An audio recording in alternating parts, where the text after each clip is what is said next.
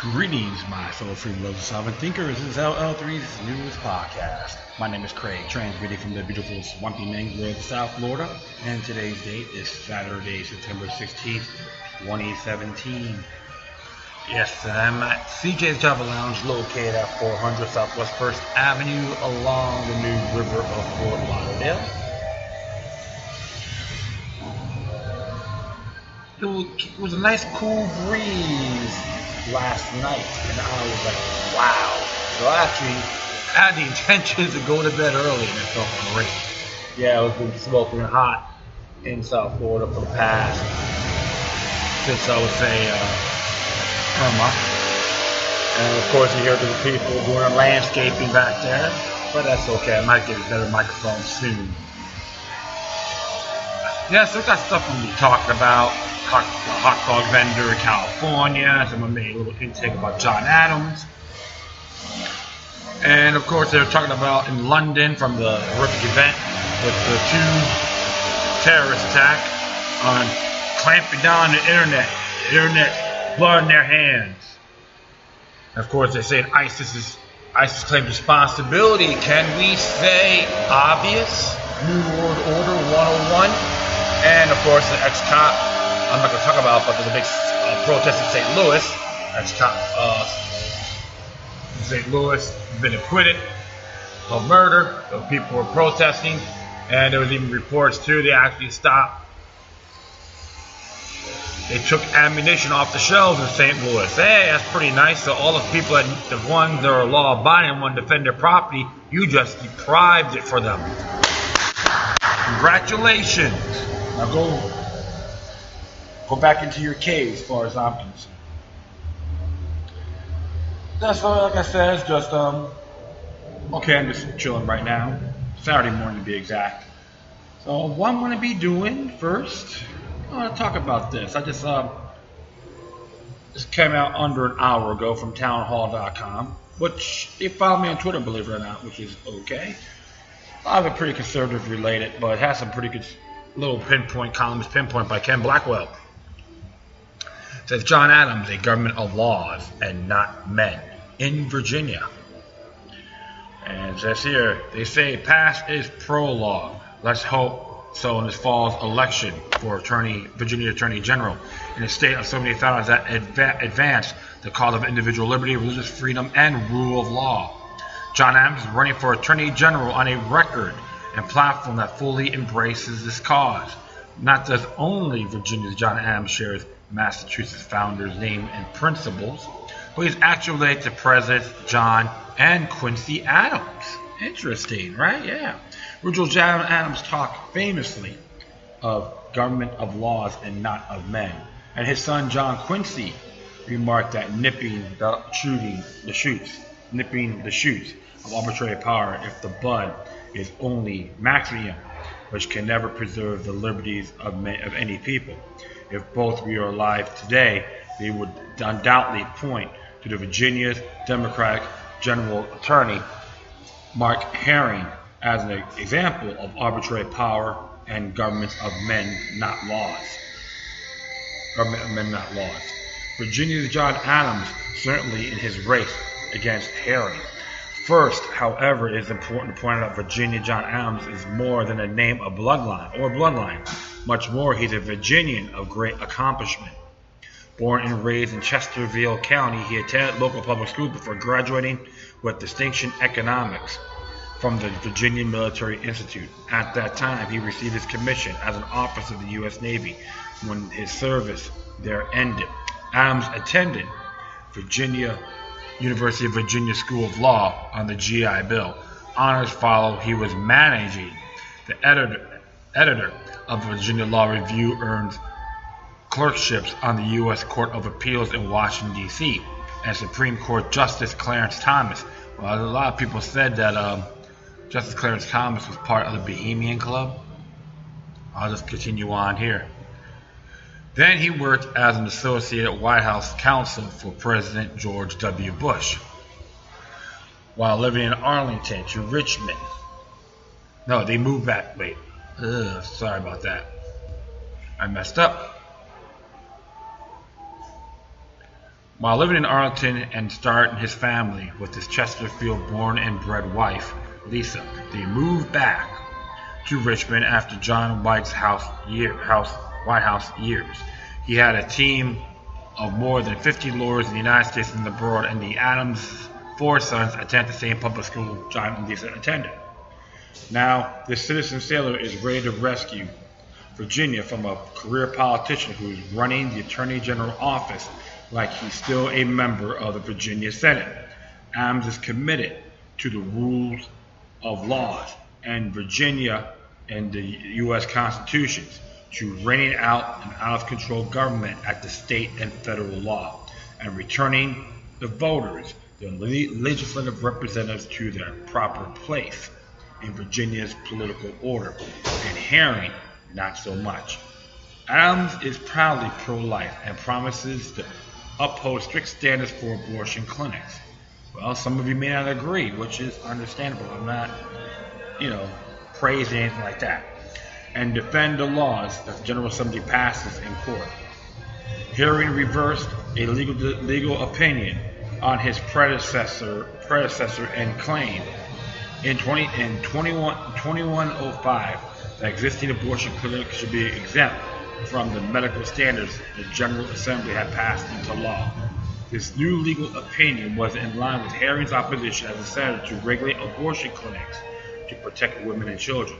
Adams has also roundly criticized A.G. Herring for hiring outside counsel when he does not agree with a particular the law or constitutional provision.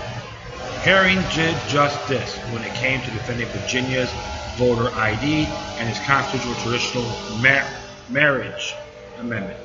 Adams vows to defend Virginia law and constitutional provisions instead of engaging in these costly political subterfuge, because that's the job of the Attorney General.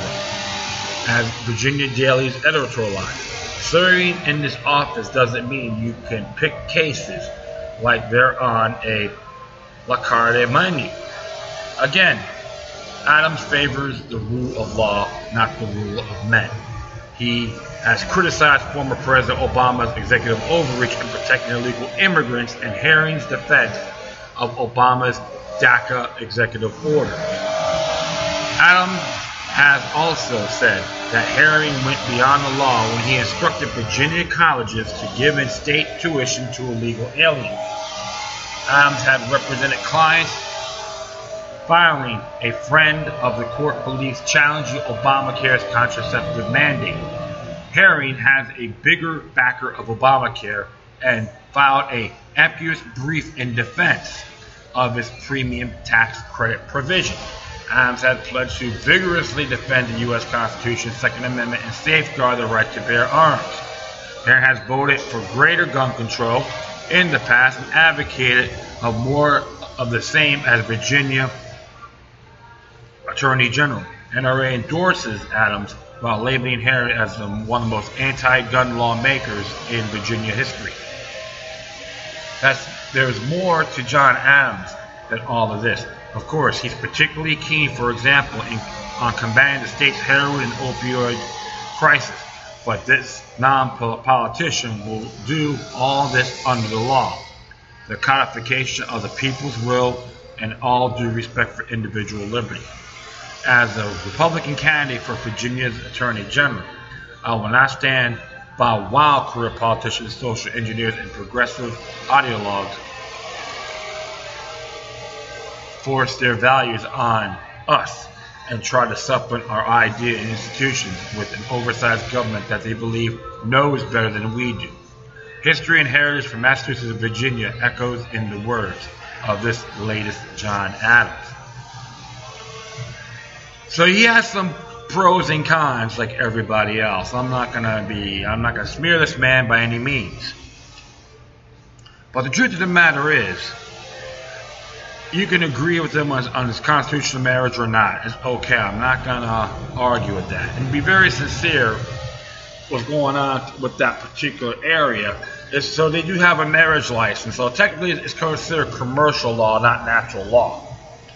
It's a right to get married, but if you get a certificate of marriage, it becomes a privilege. You have to see that as well. Second Amendment is fantastic because even if you look at the Virginia Constitution, which I should have took this up in there, I might just do that along the way, so I'll just be rambling a little bit.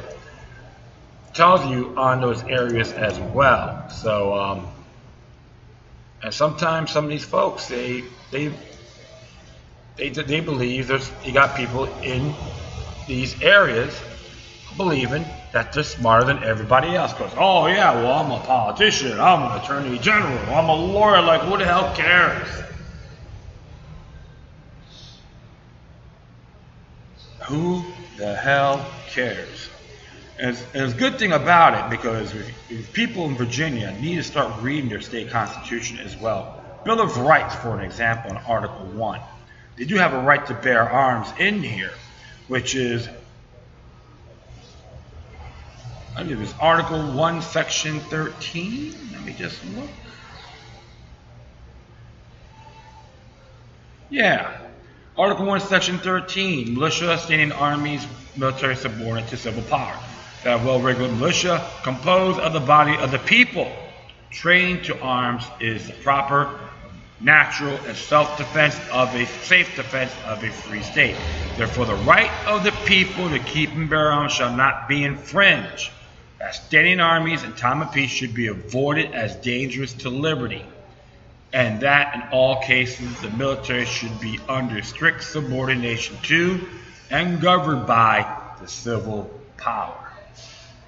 So that's a good thing. And of course, you got to look at certain areas in here as well.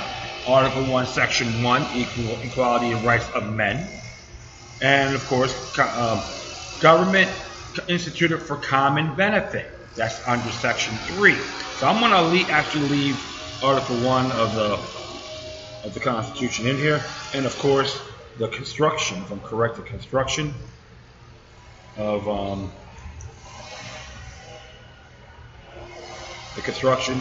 the Bill of Rights, Section 17. The rights enumerated in this Bill of Rights should not be construed to limit other rights, other people not therein expressed. So right there, you can see that's coincide with the 9th Amendment of the U.S. Constitution. So that's one of the things he's actually talking about.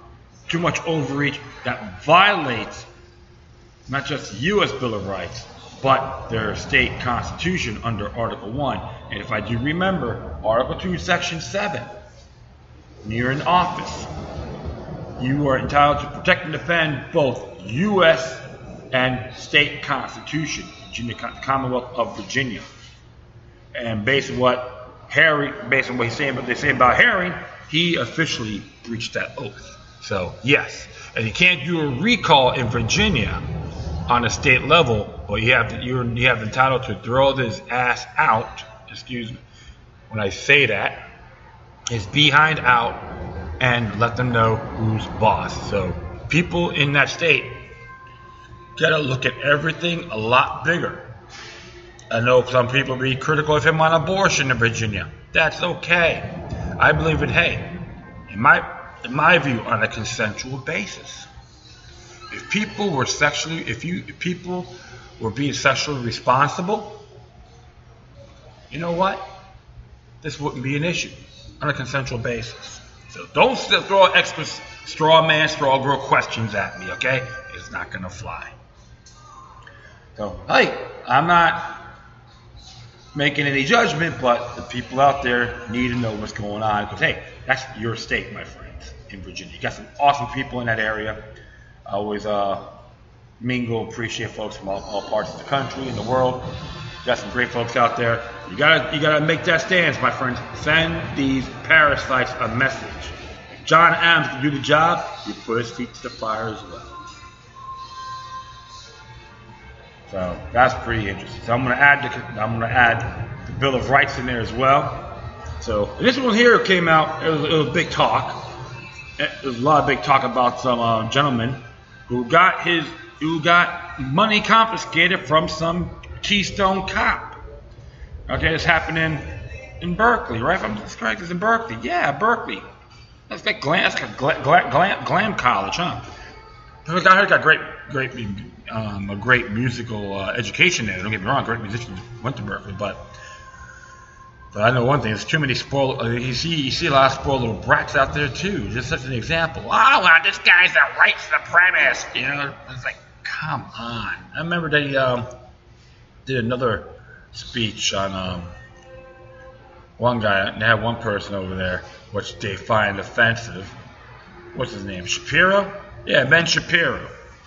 He said, oh, they want a white supremacist, you know, or they want a fascist. It's like, you don't even know this guy, and these people call him a white supremacist and a fascist. I'm sorry. I just laugh so hard. I'm a protester. I'm dumb down and proud. I need my cowbell around my neck. Moo. I'm walking anti-man. I don't know why I'm here. Please. Folks, if you're gonna get out there, you better have at least a couple of brain cells to function, all right? Because if you go in there, I don't know who this guy is, but I think he's a white supremacist. It's like I can see you in court, you know, when you tell the judge, "Oh, I think he is." Assume if that judge will give you a dirty look. Where the hell have you been? Please. I just started laughing. There's people in Berkeley, there's people in that area trying to protest, and they think shutting down these speeches is good. Like I said before, you're freedom-hating jackasses, all right? And I don't give a damn who you are, what do you look like, and who you blow. And I say that in good faith. But I just get a big kick out of it. I'm sorry, I just got my attention. So let's speak about Berkeley. So this kid came here. Internet raises $80,000 for a hot dog vendor mugged by government. To be handed an arbitrary citation is one thing, but to have your cash simply snatched by an officer of the law is especially egregious. Yeah, that officer's a man. Woo! I want to beat them down and be a knuckle clown. When it comes to tyranny, it shows your manhood flush. So, this is by Brittany Hunter, and it says here, like all entrepreneurs, Beto Matias saw an opportunity to support his family while simultaneously creating value for his community, finding a prime spot right outside UC Berkeley's football stadium. All right, Matias began selling his craft of hot dogs to willing consumers. No one complained about the quality of Matias hot dogs, nor did anyone have any objections to his presence outside the stadium. But that didn't stop the state from intervening. Street theft. Officer Sean Aranis approached Matias as he was going about his business and asked to see identification.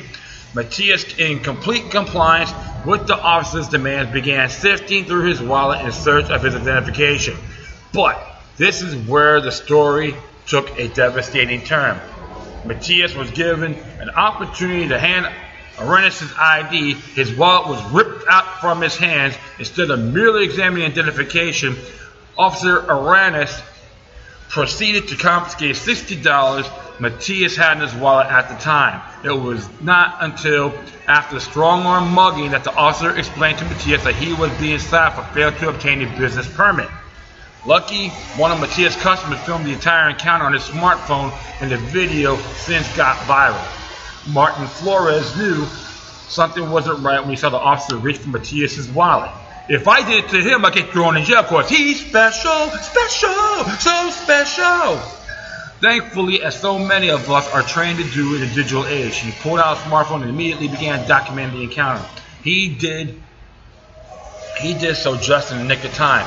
In Flores' footage, viewers see the wallet physically taken from Matias as his hard-earned money is stolen right from his hands in the background. Flores can be heard saying that's not right. Yeah, if you hit him, you'd be going to jail because he's a glamour man, glamour cop, right? Come on.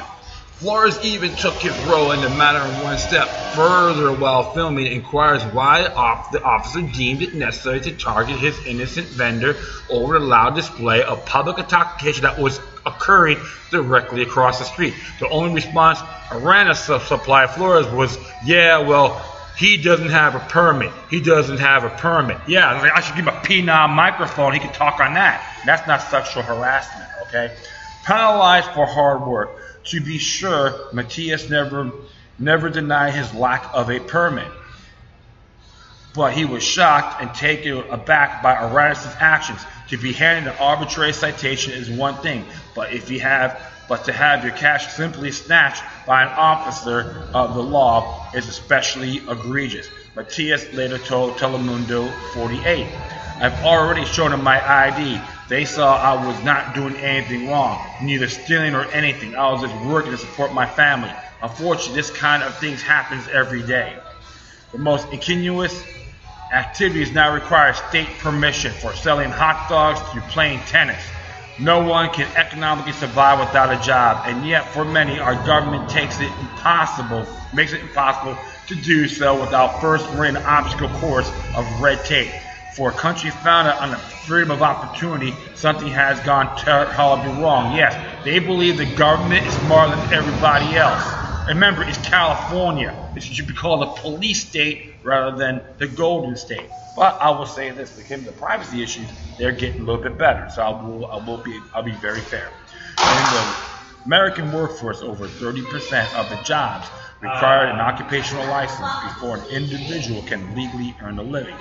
To make matters worse, many of these permits and licenses target those in the most vulnerable socioeconomic brackets. Not only are these licenses often expensive and require a great deal of paperwork, they are completely arbitrary. As often as public health and safety is cited as justification, licensing does very little to ensure this. It doesn't matter how well-intentioned the state may be, a permit cannot prevent food poisoning. Occupational licensing has, however, been extremely successful in the limiting number of individuals entering a given work sector, and it has also helped protect established industries from unwanted competition. For example, shutting down a rogue hot dog vendor operating without a license. We could say it's a form of mercantilism, precisely. But of the many things licensing does, protecting the consumer is most certainly not among them. The market has its own means of protecting consumers through feedback, even before platforms like Yelp and Google allow for free flow of review culture. Word of mouth has always served to help keep business owners accountable. Additionally, consumer loyalty says a lot about a product or service. This is not the first time Matias has sold hot dogs from his cart, and his consumers keep coming back. And shockingly enough, no one has died or even reported any instances of foodborne illnesses. The quality of a service speaks for itself, and this is something that cannot be detained through a government license. And it's true, because I got food poisoning one time. And you know what? Called the person out. Never went there again. But I let people know, hey, he's got to make sure his food's intact. Because I don't want to see him fail. I want to see him do well. But fortunately, I was sick for a couple of days, but nothing. I hadn't had to go to the hospital. But everyone has different effects. So I'm going to say this here: outsourcing justice. Stories like Matias occur every day in this country. Unfortunately, many victims of state abuse are never vindicated. But our digital age is changing all of this. That is absolutely correct. Not only is video footage like Flores helping to keep law enforcement accountable for their actions, but crowdsourcing is helping to right the wrong done to Matias, something the state is unlikely to do anytime soon or ever. As the footage went viral, social media activists started a GoFundMe page to mitigate the financial losses felt by Matias and his family. The original fundraising goal was set at $10,000, but since the campaign's launch on Monday morning, and the continued sharing of the footage of the encounter with the officer, over $80,000 has been raised to help cover Matias pay for legal fees and recoup his losses, and donations keep pouring in. As for the officer involved, an online petition calling him for his immediate termination has already garnered 20,000 signatures. However, the university seems apathetic to the entire incident, claiming that the officer was conducting business as usual. This is how pathetic some of these places are, okay? A representative did make a statement saying, we are aware of the incident. Officer was tasked with enforcing violations related to vending without a permit on campus. UCPD is looking into the matter. In other words, Officer Warrantless was doing his job. Unfortunately, the promise of the UCPD looking into the matter does little claim the fears of many Americans who have tried or are tired of having to read about these stories on a weekly basis. Even worse, are many Americans forced to become part of this narrative as a result of the bureaucratic licensing. Unfortunately, social media has acted as an arbiter of justice, while Officer Warrantless, future law enforcement, probably just as secure as it was before the incident occurred. At least voluntary crowdsourcing has provided the means to keep the Matias family afloat and perhaps help him expand his venture and add even more value to his community. And it's true. Taking his money away, seizing his money he had in his wallet, is doing his job. I'll tell you one thing. Some of you folks over there in that department are pathetically stupid. And admit yourself, you're a bunch of extortionist pigs. And what's intriguing, because if you read Article 1, Section 1 of the California Constitution, it talks about natural law and freedom of association, all that. Let me just check this out one more time. I should have always had this ready. I'm pretty good at it at times, but you know, this is one of those days. Just one of this feel like, you know, just winging it right now. So the whole thing is, my friends, here's just another example of state knows best. It was completely asinine. So I'll just let's make that clear. Plain and simple, half-assed, completely asinine. I say this, null and void. So, and I'm glad everyone went to Matias, honest, that they actually made him like, gave him that love and support. Well, I'll tell you one thing, technology is making a big difference. So, and I like the preamble of this. Yeah, it says here, all people are by nature free and independent and have inalienable rights among these, enjoying and defending life, liberty, acquiring, possessing, and protecting property, and pursuing and obtaining safety, happiness, and privacy. So he's not doing his job, he's breaching it. If I was dumb to litter up, I could get his job as well. So I'm definitely going to keep that on there, my friends. Article 1, Section 1 of the... Yeah, I'm going to add it on there, Article 1, Section 1 of the California Constitution. Bum, bum, bum, bum, bum. So, getting a license technically is considered a privacy issue. And 2, the taxpayers are actually running the University of California. So, is that a public facility? Absolutely. So, hey, always got to think before you speak. And Uranus, or Uranus, Sean Uranus, yeah, Uranus, chose poorly. That shows your true manhood, sir. You're a thief. You're a piece of garbage. I don't care what you say. If I take your gun and your uniform and go and don't like it, say, hey, how's it feel getting ripped off? How's it feel getting violated? How about if we just take a leak on you if you're having sex with your girlfriend, your wife? Do you like that? No. So think before you do. Right now, you're on everyone's crapper as far as I'm concerned. You're the laughing stock of University of California's Berkeley Police Department. Okay, cool. I'm gonna be right back. I'm gonna chill a little bit. Ooh, okay, cool. So, next one here. So I definitely add that there on the California Constitution, Article 1, Section 1. So, this one came out from Derek Rose in the activist post site. And it says here, came out yesterday, Homeland Security faces lawsuit over warrantless searches at border. And it says here, Department of Homeland Security faces a federal class action lawsuit for violating rights of people crossing the U.S. border by searching their laptops and cell phones. Attorneys with the Electronic Frontier Foundation and American Civil Liberties Union filed a lawsuit on Wednesday in defense of 10 U.S. citizens and 1 green card holder in response to warrantless searches at the U.S. border. During the Obama administration, Customs and Border Protection agents had a bad habit of conducting warrantless searches of cell phones and laptops, Documents released to the American Civil Liberties Union under the Freedom of Information Act revealed that Border Patrol agents searched over 6,500 people from October 2008 to June 2010. However, since the launch of the Trump presidency, Homeland Security and Border Patrol have increased their searches. Early in March, NBC News highlighted the rise of violations of basic rights, including an increase from 5,000 warrantless searches in 2015 to 25,000 in 2016.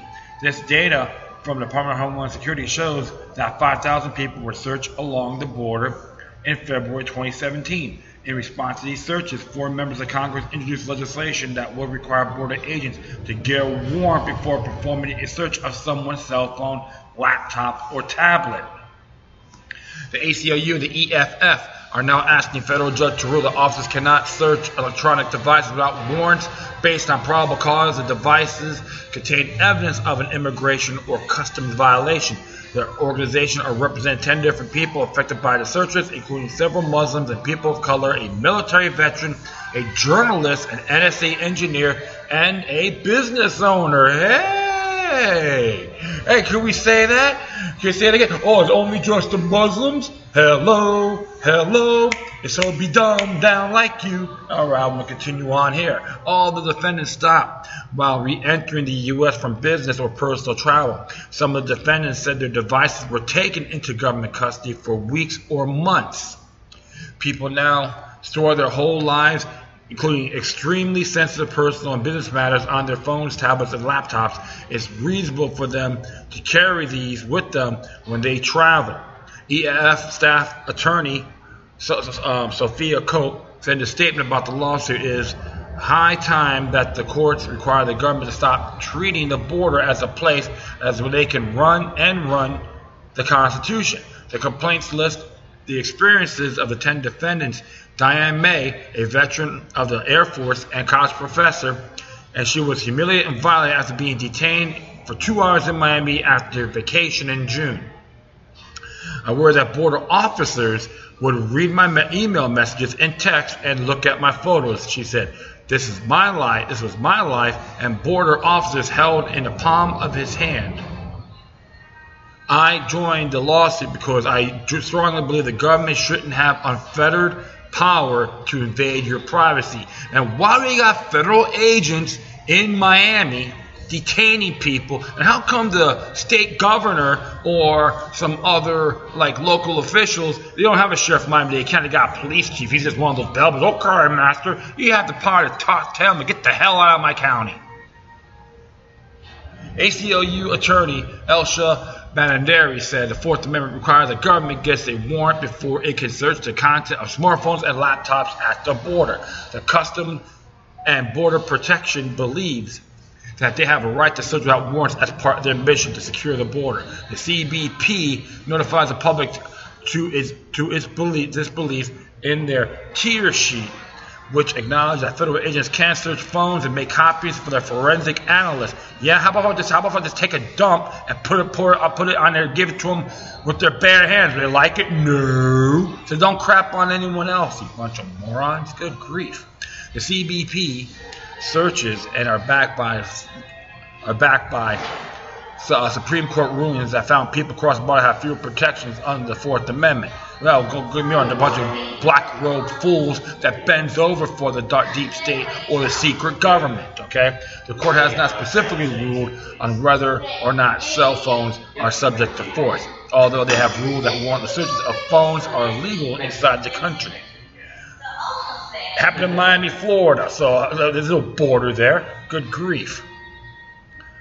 Searches of people at the borders in the area with wide gap between what we think people's rights are and what their facts are on the ground. Nathan Freed Wessler, a staff attorney with the American Civil Liberties Union, told Business Insider various courts haven't had an opportunity to weigh in on these issues yet. CBP is operating with a lot of claimed authority and a lot of latitude. Until the Supreme Court weighs in, the border agents will continue to search electronic devices by the thousands. In fact, federal agents along the border borders of the United States violate constitutional rights. That has come to be known as a constitutional free zone, which that's nothing more than a monumental lie. Yeah, bunch of liars, okay? That's all I gotta say about it. I don't believe in this constitutional free zone. I will wipe my behind on it. It's toilet paper, as far as I'm concerned.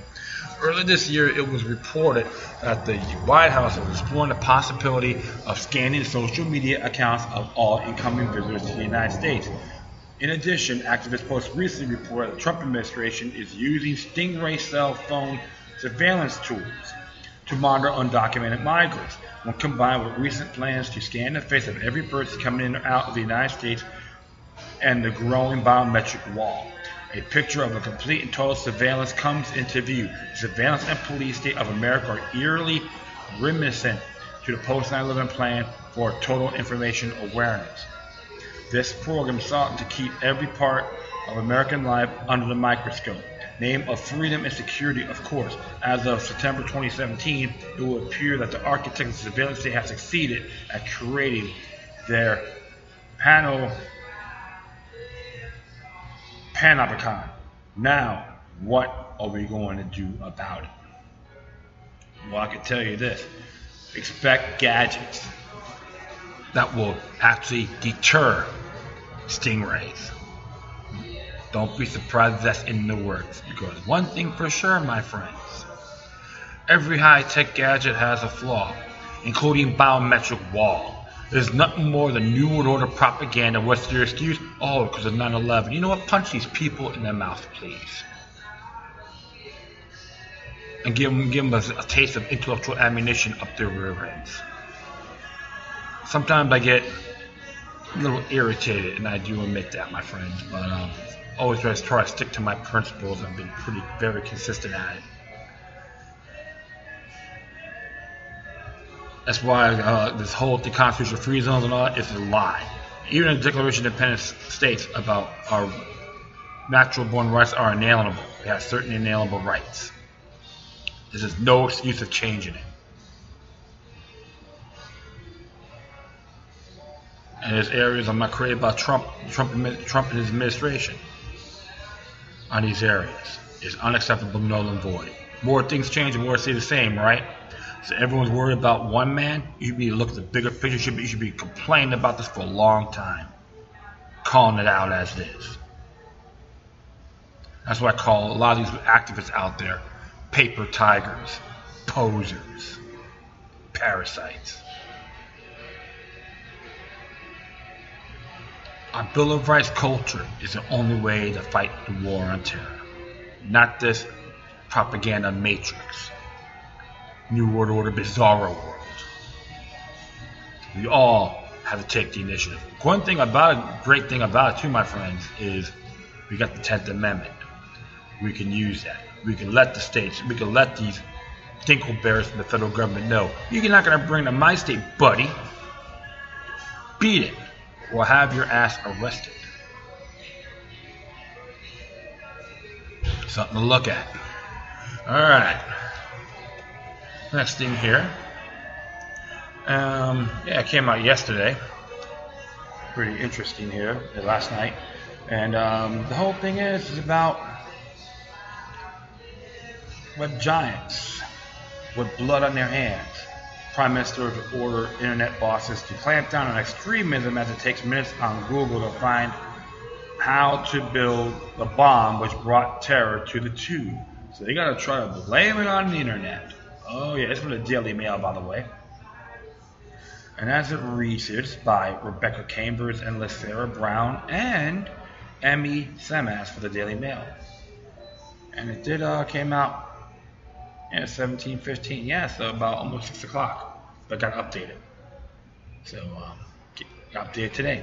It said Theresa May will order internet giants to clamp down on extremism following yesterday's tube terror attack. She will take out Google, Facebook, and Microsoft as hundreds of commuters and school children narrowly avoided death when a bomb failed fully to detonate on a rush hour train. The attacker who's on the run used a very light bomb that can be made from instructions still available online last night. Prime Minister will also host a summit with French President Emmanuel Macron. next week is expected to warn technology giants that they need to do more to tackle extremists. So, my friends, what they're saying? Censorship, yeah. Make you feel safe. What a pipe dream. Last night, she raised the terror alerts to the highest level critical, which means an attack is expected imminently. Troops will deploy at the key sites to free up more armed police to patrol through thoroughfares and transport hubs. The suspect for the attack at Parsons Greens and West London had not been named, but there's a claim that ISIS was involved, according to some sites in British newspapers. But he is said to be known to security services who fear he will strike again and may be part of the jihadi cell. It is understood investigators found fingerprints on the device and a CCTV image of the suspect. At Scotland Yard, the MI5 deployed hundreds of investigators to hunt for the attacker. Well, there's a lot of cases like the military intelligence had a lot of these individuals on their payroll. Like I say, if you heard some of my past episodes, you can understand, especially one on Manchester. Mrs. The attacker. Mrs. May rebuked Donald Trump for saying the bomber was in the sights of British police.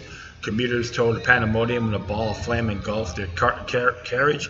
29 people were taken to the hospital for minor injuries. Islamic State claimed responsibility for the attack. Islamic State, ISIS, ISIL, whatever you want to call it. One world order at its finest. The bomber fled shortly after dumping a suspected nail device on a district line train heading to central London. It was hidden in a litty bag, large plastic food or builder's tub. At around 8:20 a.m., it partially ignited, sending a fireball through the carriage, causing flash wounds. The device fizzled out, however, before the main charge could go off.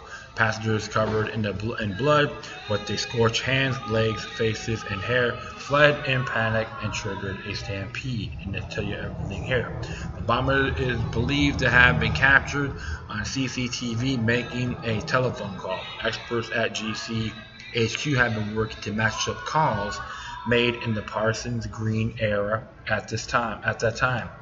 Security services also looked at Oyster cards and contact cards used to get in to stations on the line to work out who the bomber is.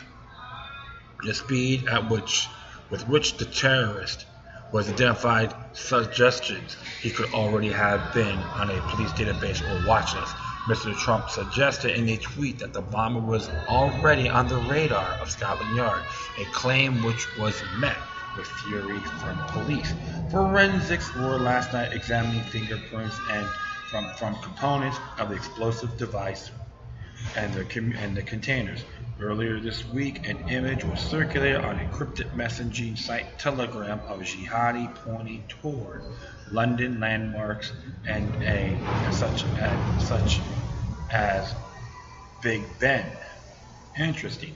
Terror analysts suggested the real target yesterday could have been major stations, including Paddington and Earl Courts, which the train was bound for on its way to Edgware Road. There was a time on the device and it thought to have detonated earlier and then planned. The train would have passed through busy stops, including Earl Courts, High Street, Kensington, Notting Hill, Gate, and Paddington, some of which are underground, where the blast would have been more powerful. Of course. Last night, the Islamic State group claimed responsibility for the Parsons Greens attack. You're really going to believe that, right? Good grief. Rita Cass, director of U.S. intelligence group site, that IS claimed the bombing was the work of a detachment rather than simply a soldier, which she said implied it was a coordinated attack. Will Geddes of Security Consultants ICP said, "My feelings is Parsons Greens was not intended destination for a device. Modern day terrorists look for maximum publicity and recognition worldwide unless you have to been a Parsons Green or live or live in London. You will not know it." Earl's Courts noting in Paddington These are intentionally recognized destinations on that line, which have had much greater impact. Police revealed that the homemade bomb, likened to pressure cooker devices used in the 2013 Boston Marathon attack, did not fully detonate. So you gotta watch out for those pressure cookers. If you buy one, you may consider yourself a terrorist. Those bombs, which killed 3 and injured hundreds, were packed with nails, ball bearings, and caused maximum damage, and it is not yet clear if yesterday's device had similar projectiles. Hans Michaels, professor of safety engineering at Imperial College London, said the device bore similarities to those in the failed 21/7 London attacks. He added there are a lot of similarities with the aftermath of the secondly large failed explosion on London Underground in 2005. In appearance, the arrangement of remnants of the device seem highly similar to those of the hydrogen peroxide-based device of 2005. Hydrogen peroxide? That's like antiseptic, if I'm correct, right? Folks, just look this up. Trust me. Like hydrogen peroxide, we got peroxide water. Yeah, it doesn't make any sense. The flash reported suggests that the explosion was only partly successful. In particular, much of the bucket still seems to be intact there, and there appeared to be no victim with lethal impact wounds. I must speculate that either the mixture was not of the right composition or that the ignition system was inadequate or not properly placed. Mrs. May is being kept informed of developments of the 5th major terror attack on British soil in 6 months.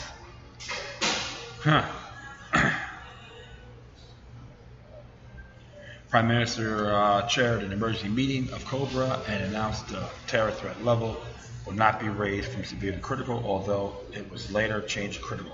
She condemned the cowardly attack, saying this was a device attempt to cause significant harm. The public would see more armed police on the streets to offer reassurance, but people should go about their business as normal. Photographs show what experts believe is a pretty unsophisticated bomb with Christmas lights protruding out of the top of the device. It used to fuse encouraged by ISIS on its online manuals and magazines. It's not the first time extremists have used very lights to build a device. In May, a radicalized former doorman, Ziad Hussein, was found to have built an explosive device in his bedroom with fairy lights, shrapnel, and a pressure cooker. He's said to have researched bomb making with techniques online, with people finding wealth of notes and instructions at his home in Birmingham. Revealed still online a simple plan to make a bomb could wreak carnage. Terror manuals detailing how to build a fairy light bomb were easily available via Google last night. The Vile to Hell guides were readily accessible despite repeated calls for internet giants to remove links to the site. Fantastic sets out step-by-step guides to how to build a bomb to the devices used on the tube yesterday, using fairy lights as a crude detonator. Theresa May, who said enough is enough after London Bridge atrocity, will put fresh pressure on Google's, Facebook, and Microsoft next week, and when she and French President Macron host an anti-extreme summit with the internet giants in New York. It tells you all that there. So it goes on and on. It's very interesting what they got here. But I'll finish this off for sure. I'm not gonna stop now. It says here, Daily Mail journalists were able to find manuals online within seconds, despite repeated warnings that they have used to commit terror outrages. A counterterrorism chief saying it's critical that it would be terrorists are blocked from accessing them. The manuals detailed how to use basic household items to make an effective bomb that causes damage to the enemy, and said followers could use devices to kill tens of people. Last night, Tory MP Jacob Rees-Mogg called for Google to be held criminally liable. Yeah, I know Google sucks, but come on, this is ridiculous. He said Google has amazing software that makes it possible for searching for anything, This has made the company billions of pounds. It is shameful that it will not use its technology to root out sites to help evildoers. I would like to see the company made criminally liable for the result of any terrorist act that can be shown to have abetted. It must do more to help prevent terror.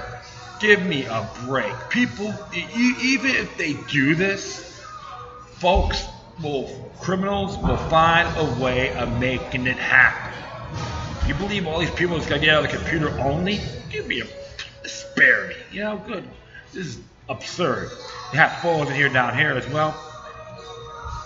Graham Folks, his 22-year-old son, was killed in the July 7/2 bombings in 2005, also called Google to do more to tackle on such material. And that is a shame. Google has a social and corporate responsibility to block these kinds of manuals, he said. And at least in the last 2 years, we've seen an acceleration of attacks, but there has been an acceleration in the strategy to prevent them. These sites need to be removed, but the government is backed down from taking action. It has backed down firms like Google, has backed down in the face of civil liberty campaigners who said police should not have the power to watch these sites. In the hours after the tube attack in Parsons Green, West London, the Mail used Google searches to find terror guides to building bombs. One guide, published in 2010, is still available online, was authored by a fanatic calling themselves Al-Qaeda chief. The author wrote, "We are conveying to our military train right into your kitchen to relieve you of your difficulty on traveling to us." So they want to blame this all on Google, even though I hate using their search engine. Man's the most vicious animal on earth. Okay, they found ways of being destructive. You can censor all those. You can censor all those sites. It's not going to stop anything. And so, I'll continue on here. All you have to do is enter your kitchen and make an explosive device that would damage the enemy. If you put your trust in Allah, and then use the explosive device properly. The site boasted that all bomb components were readily available and could be bought without arousing suspicion. And you have to think about how to treat flash burns. There's a step-by-step instructions detailed to use a string of fairy lights as a detonator and how it ring an alarm as a timer. Photographs of Parsons Green device appear to show fairy lights protruding from the bomb and is understood to have been equipped with a timer. Another guide published last year, anonymous author offers advice on how to camouflage a bomb so it does not arouse suspicion by placing it in a container or a bag. You don't really need to go online and figure that one out, my friends, okay? Just let you folks know. The Parsons Green device was hidden in a Liddy carrier bag. The article advised would be terrorists to target large crowds to inflict maximum damage and to strike at the most crowded time of the day. Yesterday, attacks targeted commuters in the morning rush hour. So you don't need enough for that. Downing Street has repeatedly called for internet firms to do more to remove extremist material. In May, a former nightclub doorman was found to have built a device in his bedroom after researching techniques online. Islamic State supporter Zihad Hussein, 29 from Birmingham, tried to make a series of devices, including a nail bomb, using Christmas tree lights and reach a railway lines as potential targets. You know what? I wouldn't be surprised if I'll just continue on here. A Manchester suicide bomber, Salman Abedi, learned how to construct a bomb via YouTube videos. Yeah, but if you criticize the government or if you stand for something right, they will censor you. Come on, folks. Can you see what's going on here? Simon Kempton, counterterrorism lead for the Police Federation of England and Wales, said the responsibility is the internet provider, the host, to take down this material if it's clearly a threat to public safety. This type of thing should not be searchable. So he's going to tell everyone what you can read, what you can't. Downing Street, it is critical for the prevention of terrorism. This is critical for prevention of terrorism. See, it's like, this stuff is going on long before the internet. Please. But sources insisted. Downing Street last night was plainly unacceptable if a 7-year-old terror manual was still readily available online. But sources insisted Mrs. May and Home Security Amber Rudd were putting intense pressure on a technology firm to take the issue seriously. We have repeatedly told them that they got to do better, a source said. There is more to do than what we expect them to do. We are working with them hard. They are facing significant pressure to take things down quicker, but there is more to do. A Google spokesman said last night, remove the links to illegal content from our search results as soon as we're notified of them. Yeah, so they're considered copyright infringement and all that. We are committed to working with the partnership of governments to tackle these challenging and complex problems. And you know what's funny? Poland doesn't have a problem. Are we doing something wrong? Yes, May showing, the person from Oxford Mail said, May showing her internet ignorance, internet companies might be able to filter content for the average citizen. However, if you really desperately want to access such content, there are many ways around it. And like I said, absolutely. You don't need the internet to make these dangerous devices. So, you going to make people safer for doing it? Absolutely not. But the whole thing is, my friends, even if you put certain content that's very critical towards the government, then they clamp that down. It's a form of censorship. It wasn't the freedoms that got in Britain into this mess. How about bad foreign policies on the down-to-earth point of view? Telling people how to live and think or wipe their behinds. Have they studied it? Has Theresa May and some of her lackeys studied British imperial history? I don't think so. It hasn't really comprehensive, but it is really obtuse. And of course, Emmanuel Macron, she wants to meet with on these tech giants for a meeting. He's nothing more than a bankster's bellboy. Okay? Mr. Club of Rome himself. It's just a charade, my friends. And we all, and even I know for sure, people in Britain aren't that dumb either. They see what's going on. They know she's a puppet to the New World Order as well. That's why I've been saying this about ISIS and all that. It's all one world order. Find it. Don't believe the hype. Don't believe the hoopla. They're lying to you as far as I'm concerned. Blood's on their hands.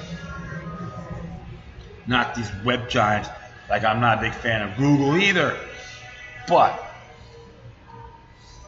difference is, my friends, a lot more than they want you to know. Yeah, so I'll be doing one more thing. I know it's a little bit over an hour. That's okay. Got one more here. And this came out yesterday as well. It says here, U.S. Senate betrays Constitution, fails to stop perpetual war policy. Aaron Kesel.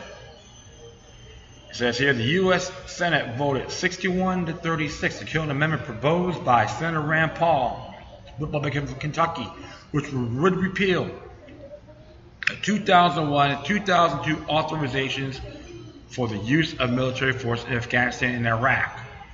And all the people that weren't crazy about it, the big list. And even Ted Cruz, all you Ted Cruz lovers, he loves have the president do a unilateral decision. He loves war. So we get that little Sputnik in there. And let him bring his boyfriend, John McCain, as well. And Graham, and Flake, and Reed, and Roberts, Sullivan, Toomey. And like I said, of course, 36 said nay, 3 didn't vote. But even the ones who voted to support Ron Paul's bill, believe it or not, were many Democrats, including Cory Booker, which I'm not crazy about. But you know what? I will thank these people, including Feinstein, Franken, Gillibrand, Harris, Helena, Kane, King, of course, and Sanders. Hey! And Schumer. Oh my goodness, man. He supported Rand Paul's bill. Hey, like I said, I don't like many of these individuals, but I will thank them on this. I gotta be fair, right? Hope you do too.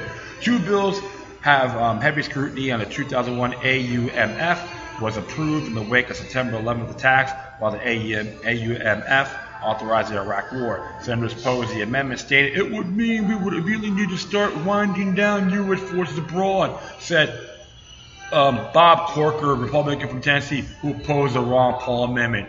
Yeah, I will bend over for the military-industrial complex. Thank you for being their Uncle Tom. The Senate can't repeal the AUMF without replacing it with this new authorization, said war porn poster boy and head of the Congressional Armed Service Committee, SASC, Senator John McCain, Republican from Arizona, CFR stooge, another bend-over Bob to the New World Order, and damn proud of it. Senate Majority Leader Mitch McConnell says Paul's move leaves nothing but uncertainty for the military and be simply irresponsible. Oh yeah, so you support the imperial offense, right? Paul previously threatened to delay the passage of the $700 billion National Defense Authorization Act, NDAA, if this amendment to repeal the AUMF said he had to add the NDAA bill didn't pass. We've been there for 16 years. It's time for the wars to end. It's time for Congress to vote on whether or not they should end, Paul said on Monday.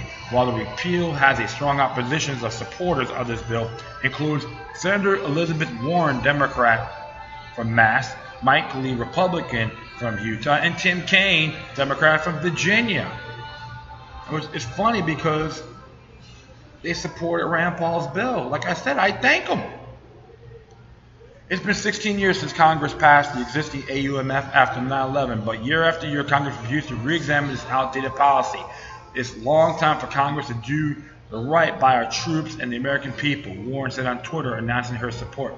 Earlier this year, Paul spoke out during a congressional hearing on adding Montenegro to NATO, proclaiming that they want a rubber stamp, they don't want no debates, they want to send your kids to war with no debate when speaking about his fellow constituents. He added, Congress voted after 9/11 to go to war.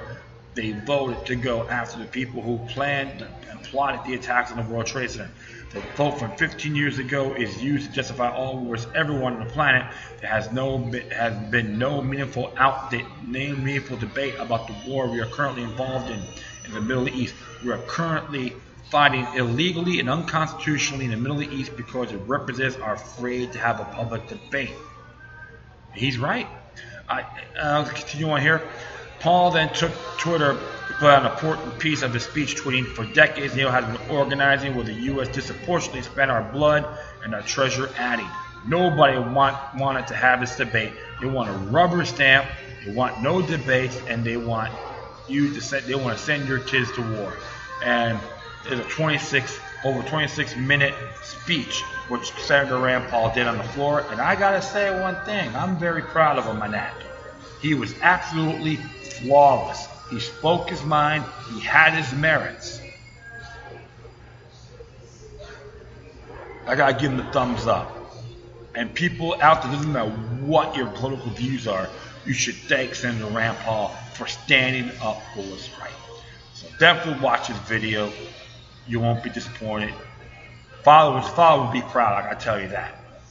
Don't get me wrong.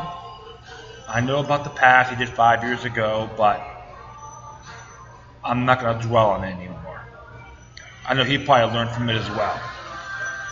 But this area, you got to thank him, give him the thumbs up. All right, my friends? All right, well, that is it. I'd like to thank you for listening, plus feel free to downshare and share this throughout your social media networks. If you have any questions, comments, or you want to send me something that's interesting and may want to check out, whatever you do, please address your correspondences with the court. And you can hit me on Facebook, Twitter, Google+, Breaker, iHeartRadio, Tumblr, YouTube, Freedoms Network, scene.lifeminds.com, futurenet.club, or patreon.com/LuckyLuck3 with 3 eyes if you want to be a patron, a donor, a supporter. That would be pretty cool. In addition, you can email me at LuckyLuck3@gmail.com or use cryptic types, LuckyLuck03@protonmail.com. Ooh, I think that is it. Wow. All right, my friends. Once again, thank you for your time. Plus, always remember that demoniac resistance is healthy for the soul and can liberate humanity. Until next time, take care of yourselves. Keep on spreading the love, and may your guardian spirits be with you.